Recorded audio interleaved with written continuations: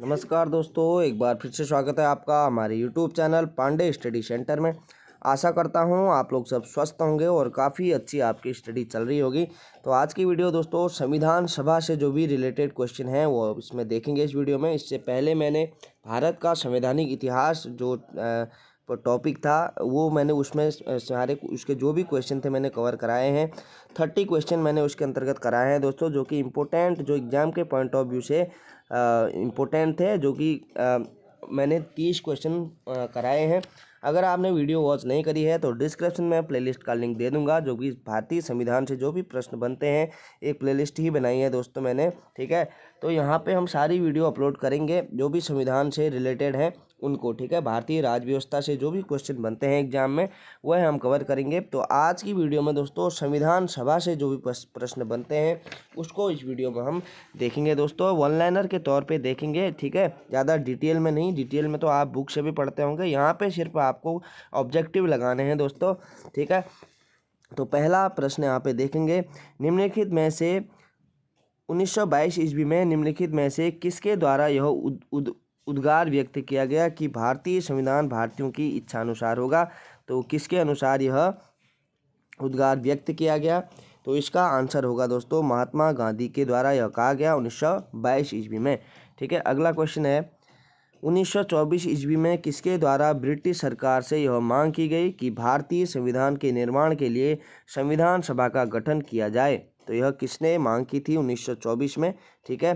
तो यह की थी यहाँ पे एम.एन. राय थे, मोतीलाल नेहरू थे, महात्मा गांधी थे या गोपाल कृष्ण गोखले थे? इसका राइट आंसर है दोस्तों मोतीलाल नेहरू ने यह मांग की थी, ठीक है, ब्रिटिश सरकार से कि भारतीय संविधान के निर्माण के लिए एक संविधान सभा का गठन किया जाए। तो इम्पोर्टेंट क्वेश्चन बन गया ना, यहाँ पे ऐसे क्वेश्चन पूछे जाते हैं दोस्तों एग्जाम में।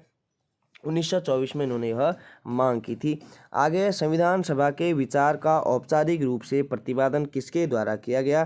तो संविधान सभा के विचार का जो औपचारिक रूप से प्रतिपादन था वह किसके द्वारा किया गया? तो इसका राइट आंसर होगा दोस्तों एम.एन. राय के द्वारा यह किया गया।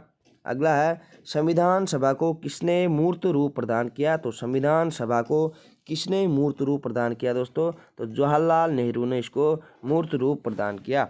अगला क्वेश्चन है, कांग्रेस ने किस वर्ष से किसी प्रकार के बाह्य हस्तक्षेप के बिना भारतीय जनता द्वारा संविधान के निर्माण की मांग को लेकर प्रस्ताव पारित किया था? तो कांग्रेस ने किस वर्ष से किसी प्रकार के बाह्य हस्तक्षेप के बिना भारतीय जनता द्वारा संविधान के निर्माण की मांग को लेकर प्रस्ताव पारित किया?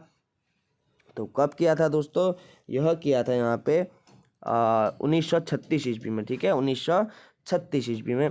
अगला है, 1938 में किसी व्यक्ति ने वयस्क मताधिकार के आधार पर संविधान सभा के गठन की मांग की? तो किस व्यक्ति ने 1938 में वयस्क मताधिकार के आधार पर संविधान सभा के गठन की मांग की? तो इसका राइट आंसर है दोस्तों जवाहरलाल नेहरू ने यह मांग की थी, जवाहरलाल नेहरू ने, ठीक है। तो ऐसे ही क्रम वाइज आगे बढ़ते रहेंगे, 1938 से अब आगे बढ़ेंगे, कौन से क्वेश्चन बनते हैं। तो 1942 वर्ष से 1942 आता है।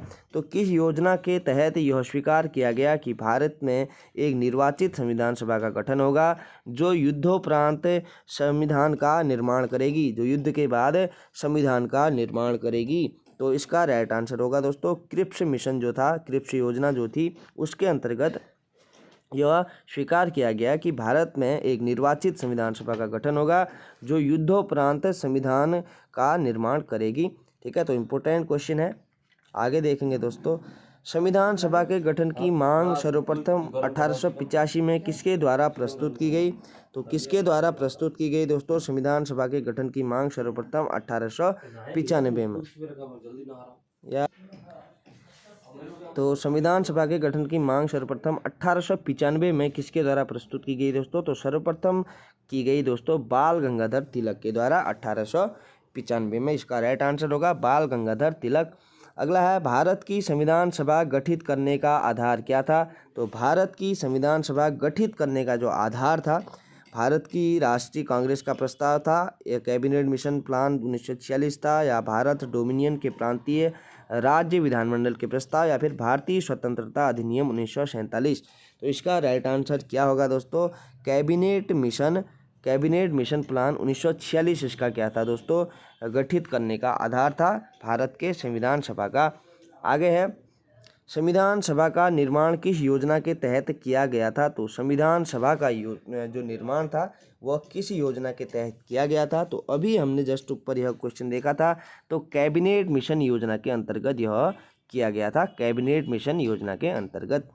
अगला है, सन 1936 में भारतीय राष्ट्रीय कांग्रेस द्वारा संविधान सभा के गठन की मांग कहाँ पर हुए अधिवेशन में रखी गई थी। तो कांग्रेस का वह कौन सा कहाँ का अधिवेशन था, ठीक है, जिसमें राष्ट्रीय कांग्रेस द्वारा संविधान सभा के गठन की मांग का अधिवेशन जो रखा गया था। तो इसका आंसर होगा यहाँ पे फैजपुर का था, ठीक है दोस्तों।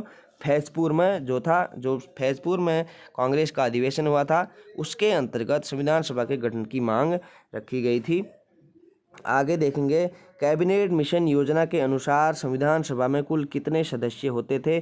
तो कैबिनेट मिशन जो था दोस्तों, कैबिनेट मिशन योजना के अनुसार संविधान सभा में कुल कितने सदस्य होते थे। तो इसमें होते थे दोस्तों 389 सदस्य, ठीक है, कितने होते थे, 389 सदस्य। आगे है, प्रस्तावित मूल संविधान में कुल सदस्यों का विभाजन किस प्रकार होना निश्चित हुआ था।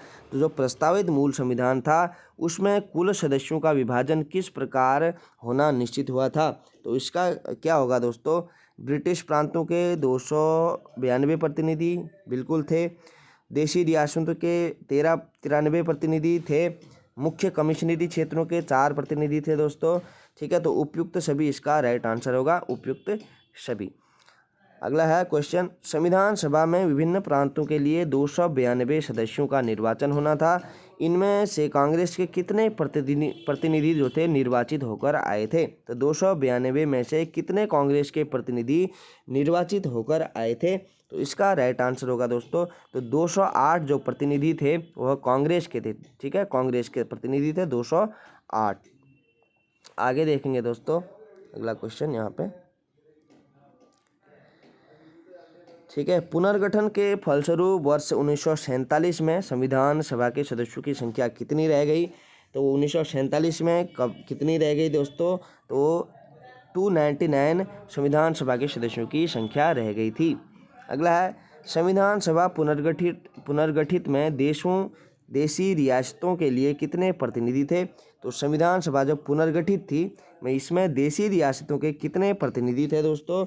तो इसमें थे यहाँ पे 70 प्रतिनिधि, ठीक है, कितने थे, 70 प्रतिनिधि थे। अगला है, पुनर्गठित संविधान सभा में विभिन्न प्रांतों के लिए कितने प्रतिनिधि थे। तो पुनर्गठित जो संविधान सभा थी उसमें विभिन्न प्रांतों के कितने प्रतिनिधि थे दोस्तों।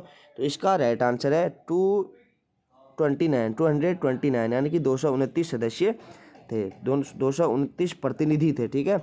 आगे है, कैबिनेट मिशन योजना के अंतर्गत संविधान निर्मात्री परिषद में प्रत्येक प्रांत की आवंटित सदस्य संख्या निर्धारित करने के लिए एक प्रतिनिधि कितनी जनसंख्या के अनुपात में था। तो एक प्रतिनिधि कितनी जनसंख्या के अनुपात में था कह रहा है दोस्तों।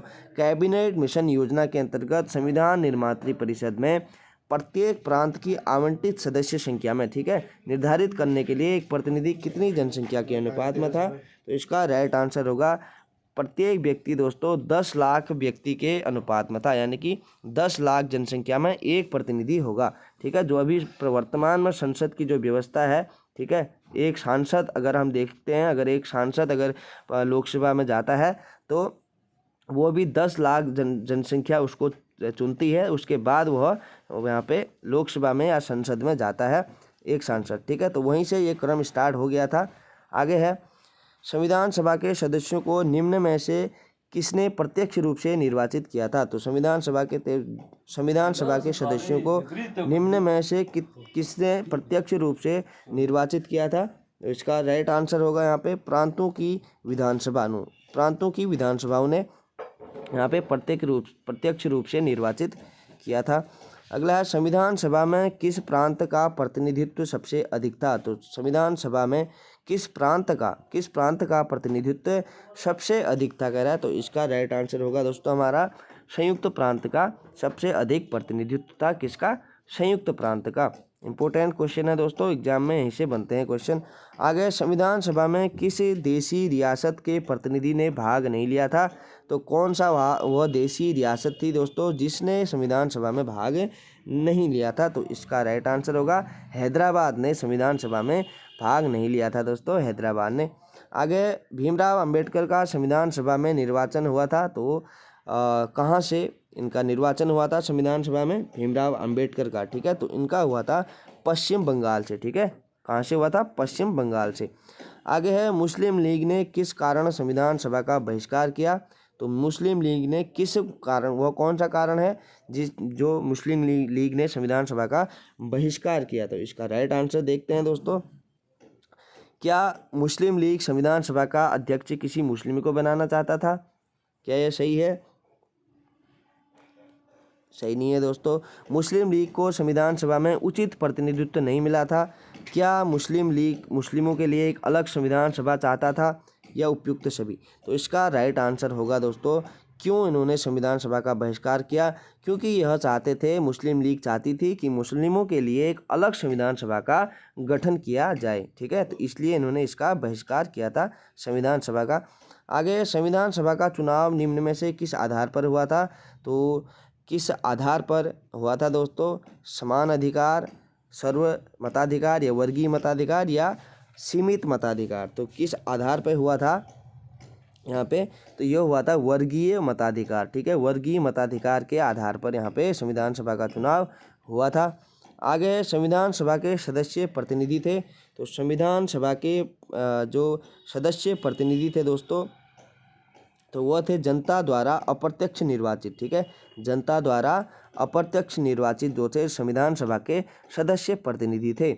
आगे है, भारतीय संविधान निर्मात्री सभा कौन थी? तो भारतीय संविधान निर्मात्री सभा, इसका राइट आंसर होगा दोस्तों, प्रांतीय विधानसभाओं द्वारा परोक्ष रूप से अनुपातिक प्रतिनिधित्व प्रणाली द्वारा चुनी गई थी संविधान सभा, ठीक है, प्रांतीय विधानसभाओं द्वारा परोक्ष रूप से आनुपातिक प्रतिनिधित्व प्रणाली द्वारा चुनी गई थी। अगला है, भारतीय संविधान को किसने बनाया दोस्तों? तो भारतीय संविधान को संविधान सभा ने बनाया, ठीक है, संविधान सभा ने बनाया, भारतीय संविधान को संविधान सभा ने बनाया।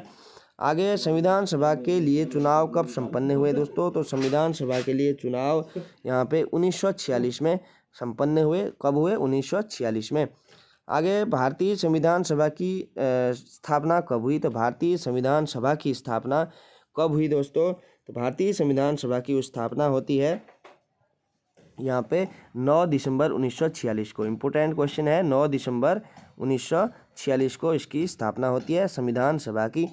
अगला है क्वेश्चन, संविधान सभा का प्रथम अधिवेशन कहाँ हुआ था? तो जो संविधान सभा थी उसका प्रथम अधिवेशन दोस्तों हुआ था दिल्ली में, ठीक है, दिल्ली में इसका प्रथम अधिवेशन हुआ था। संविधान सभा का प्रथम अधिवेशन दिल्ली में हुआ था। तो आज का लास्ट क्वेश्चन देखेंगे दोस्तों, संविधान सभा के उद्घाटन अधिवेशन की अध्यक्षता किसने की थी? तो संविधान सभा के उद्घाटन अधिवेशन की अध्यक्षता किसने की थी? तो यह की थी यहाँ पे सच्चिदानंद सिन्हा ने, ठीक है, सच्चिदानंद सिन्हा ने यह की थी।